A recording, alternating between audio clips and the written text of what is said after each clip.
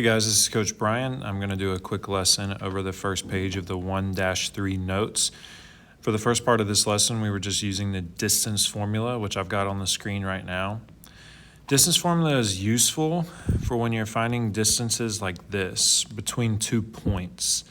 So far what we've learned or what we've worked with is like when you're working with a number line, it can be very easy to just be like, hey, this is 1, this is 2, 3, 4, 5. Okay, what's the distance between 1 and 4? And you can just kind of count, or you can, we even talked about you can find the absolute value of their differences, and the distance is 3. And that's really good, but as we get into more complex shapes and figures, sometimes we are looking for a distance between some coordinates. And so it can be kind of hard, to sketch it and then accurately count. It's just not going to work. So that's where the distance formula comes in. As long as I have 2 coordinates, I can then use those coordinates with this equation. I can plug them in and solve to find the distance between them. So for example 2 here, it says find AB, and in class I reminded everyone that 2 letters with nothing over them, that means distance.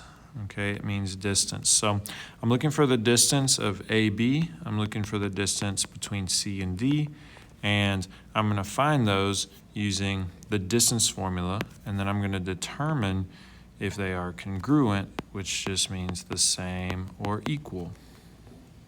So to find these, I'm going to reference my points up above this question.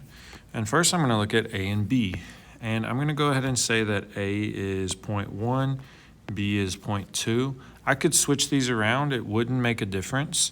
But the next step is I'm going to label them x1, y1, x2, y2. And now that I have those points labeled and I've picked B as 0.2 and A as 0.1, I'm going to just plug them into the distance formula. So the distance formula is x1 minus x2, x2 minus x1. So here's x2 right here. It's going to be 5 minus, here's x1, 0. And that's going to be squared plus, and then I've got y2 minus y1 squared. So y2 is right here, it's 1, and y2 is right here, it's -3. So after I've got everything plugged in, I just need to follow my order of operations, PEMDAS. So the first thing I need to do is all the work inside the parentheses. So 5 minus nothing is 5. Pretty easy. This is where it can get a little tricky. 1 minus a negative. Whenever you subtract a negative, that becomes addition. So this is the same thing as saying 1 plus 3, which would give me 4. And I'm going to also square that. And I'm still finding the square root of this whole thing. Next, in my order of operations, I'm going to use the e exponents. And so whenever you're squaring something, which is something to the second power, you're multiplying it by itself. So 5 times 5 is 25. 4 times 4 is 16. And I'm still finding the square root of that. Now I don't have multiplication, I don't have division, but I do have addition. I'm going to add the 25 and the 16 to get 41. So that is AB. That's the distance or the length of AB. Next, I want to do the same thing for C and D. C and D. So I'm going to set up my equation again. It's going to be x2 minus x1 squared plus y2 minus y1 squared. And I'm going to go back to my points, C and D. I'm going to label them x1, y1, x2, y2. Again, the order doesn't matter. I could switch those and I should still get the exact same answer. So I'm going to do x2 minus x1, and then I'm going to do y2 minus y1.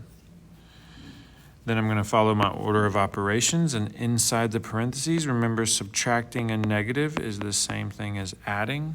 So if I'm already way down at -3 and I just add 1, yes, that makes me more positive, but it's not enough to make me entirely positive. So I'm going to be -2 still squared.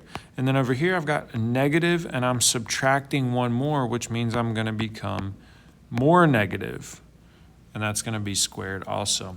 Now this is the reason why the order of your numbers doesn't matter, because when you square something, you do it times itself. You do it times itself. So when I do a negative times a negative, I end up with a positive. And when I do a negative times a negative, I end up with a positive. Now my final step is I need to combine these into the square root of 29. And I would check and see if I can simplify it, which I can't. And so that is my final answer. And so I would need to look at these two answers, the 41, square root of 41 and the square root of 29. And the last part of my answers, I would say they are not congruent. They are not congruent. Now, we would just do the same thing for example 3. It says find EF. So again, that's a distance, and it says provide your answer in the simplest radical form. So real quick, I'm going to go x1, y1. I'm going to go x2, y2.